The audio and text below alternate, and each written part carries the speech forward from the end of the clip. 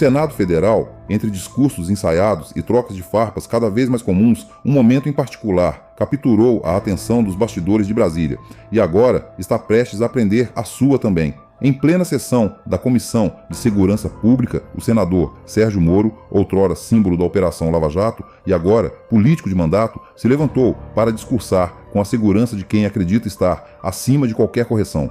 Mas o que se viu nos minutos seguintes foi um verdadeiro colapso dessa confiança. Diante das câmeras, dos colegas e do público ao vivo, Moro começou a citar conceitos jurídicos com a desenvoltura de quem conhece bem o jogo. Só que algo estava fora do lugar. Os termos, as interpretações, os argumentos usados não estavam exatamente corretos. E, em política, quando você demonstra fraqueza técnica, alguém mais preparado percebe imediatamente. E foi exatamente isso que aconteceu. Fabiano Contarato, senador pelo Espírito Santo e ex-delegado, observava em silêncio. Esperou Moro terminar. E quando teve a palavra, não usou ataques, gritos ou ironias. Não precisou disso. Com uma frieza técnica cirúrgica, começou a corrigir ponto por ponto. O que parecia uma réplica política virou uma verdadeira aula pública de direito penal. Contarato foi direto, objetivo e educado, o que só tornou tudo ainda mais desconfortável para Moro. A cada correção, o semblante do ex-juiz mudava. O público presente no plenário percebia o desconforto. A equipe de filmagem alternava os closes entre os dois senadores. E então veio o detalhe que ninguém esperava: o riso. Flávio Bolsonaro, presidente da sessão, não conseguiu conter uma risada discreta, mas claramente visível, diante das trapalhadas do ex-ministro de seu pai. E foi ali que o clima mudou completamente. Não era mais apenas uma correção técnica, era uma exposição. E quem assistia, mesmo do outro lado da tela, sentia o segundo de silêncio constrangedor, que se seguiu àquela risada inesperada. E agora você vai assistir a esse momento completo. Observe os detalhes, os termos usados, as pausas, as expressões. Essa é uma cena que resume o atual momento da política brasileira. Antigos aliados rindo entre si, figuras outrora inquestionáveis sendo colocadas contra a parede. E o público, mais atento do que nunca, tentando entender quem ainda tem razão no meio de tanta disputa. Mas antes, já deixa seu like, se inscreve no canal Polêmica Política e ativa o sininho, porque aqui a gente mostra o que os outros tentam esconder. Agora, respira fundo e assista até o final, porque nesse vídeo, o que parece ser só mais um embate no Senado pode revelar muito mais sobre os bastidores do poder no Brasil. Ela é contraditória, por isso que eu falei, olha, tem que suprimir o parágrafo 4º, porque isso já está evidenciado no artigo 23. Olha, eu com todo respeito, eu fui delegado 27 anos. Recebi a ocorrência da Polícia Militar, ele lavrava auto de resistência, teve morte, infelizmente, no local, infelizmente, porque eu falo que ninguém é dado o direito de praticar justiça pelas próprias mãos. Mas instaurava-se o procedimento e, ao final, eu concluí o inquérito, que o policial agiu com uma das hipóteses da excludente de licitude previsto no artigo 23, não há crime quando a gente pratica o fato em legítima defesa, estado de necessidade, exercício regular de direito ou estrito dever legal. Agora, se nós aprovarmos o texto do jeito como está aqui, eu não consigo materializar de forma didática como que isso vai acontecer. O policial, ele é um agente público que, no exercício da função, age para impedir a prática de crime, ou a progressão criminosa ou continuidade delitiva. Quer dizer, todos esses atos, prática de crime, ação criminosa ou continuidade delitiva, são atos ilegais. Ela é contraditória ao caput do dispositivo, que é a cabeça do dispositivo 329, que é opor-se à execução de ato legal. Eu não consigo, se você falar assim, Contarato, me dá um exemplo de como que isso vai ser feito na prática. Eu não consigo materializar, porque... Como eu sou autor do projeto, esse dispositivo aqui, a intenção é dar mais segurança jurídica, de fato, aos policiais. E concretamente, ele está no lugar errado. Isso aqui não tinha que estar nesse tipo penal do 329, onde nós estamos ali definindo, aumentando as penas para os crimes de resistência, exatamente para quem resiste a uma atuação da força policial legalmente constituída. E claramente essa redação aqui é no intuito de proteger o próprio agente de segurança pública que está sofrendo algum ato ilegal de resistência. Então, de fato, não tem que estar aqui. Eu quero pedir desculpa, porque o relator veio conversar comigo sobre acatar a nossa emenda. Eu pedi a ele que não acatasse, porque tinha entendido errado, e vendo Vossa Excelência argumentar, de fato, esse parágrafo 4º não tinha que estar aqui nesse dispositivo 329. Quero parabenizar Vossa Excelência pela sensibilidade. Eu sou convencido aqui, eu não sou aquela pessoa intransigente que eu cedo aos argumentos, né? Coisa rara na política, mas eu cedo aos argumentos quando eu sou convencido. Senador Sérgio Moro. O ponto principal desse projeto é transformar a morte, o resultado morte, num crime de resistência, em um crime similar àquele do latrocínio, o roubo seguido de morte.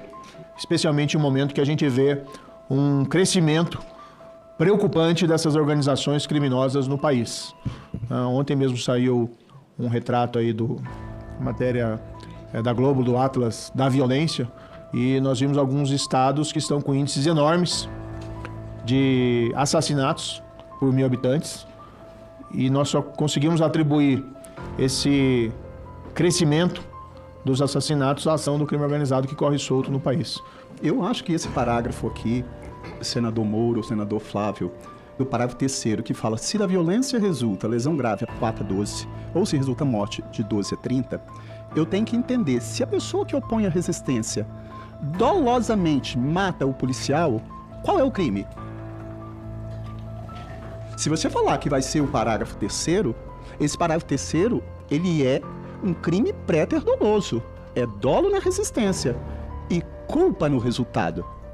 Se você falar que ele também é a título de dolo, ele vai ficar apenas no parágrafo 3º.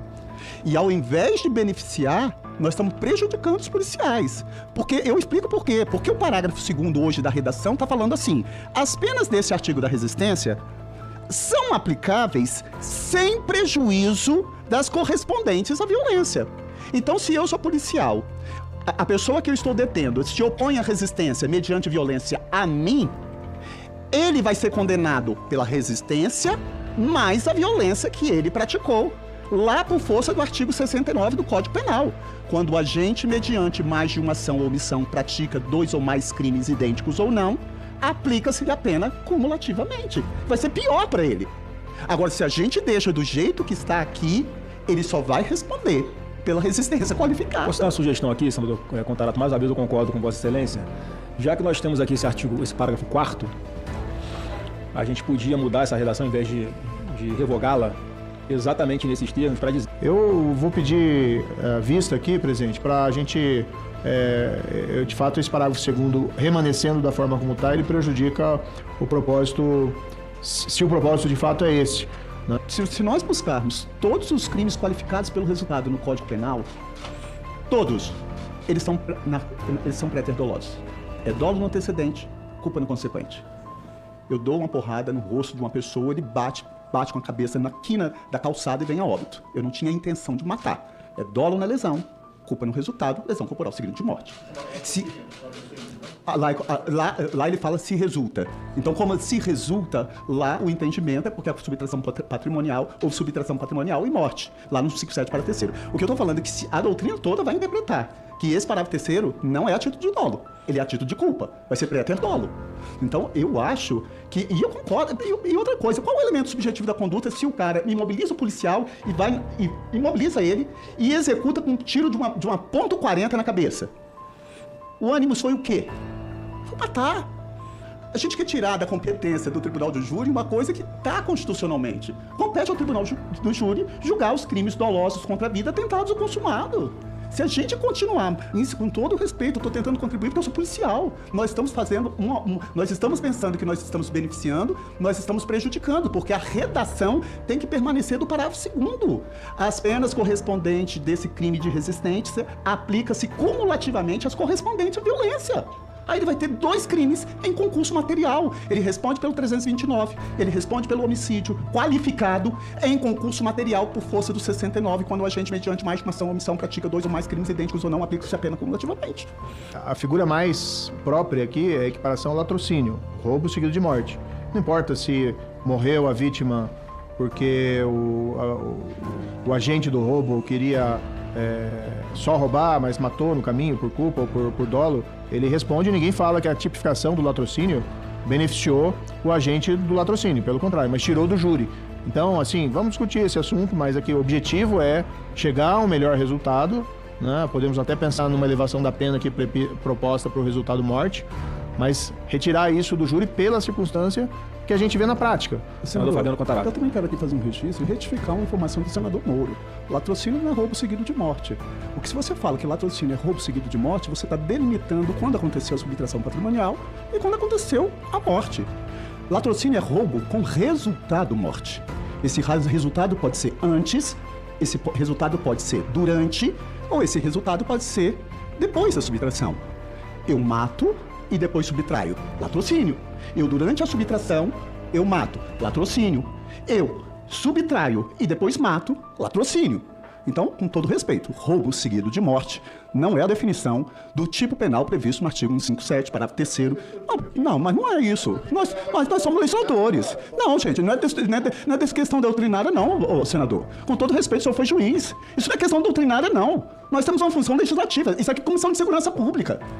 Nós estamos aqui na Comissão de Segurança Pública. Se o senhor fala que latrocínio é roubo seguido de morte, o senhor está passando uma informação equivocada. O senhor está delimitando quando aconteceu a subtração patrimonial e quando aconteceu o homicídio. Então vamos instruir a população para falar que latrocínio é roubo com resultado morte. A subtração patrimonial e a morte pode acontecer simultaneamente antes ou depois da subtração ou da morte. Só isso, com todo respeito. Só que é sobre resistência.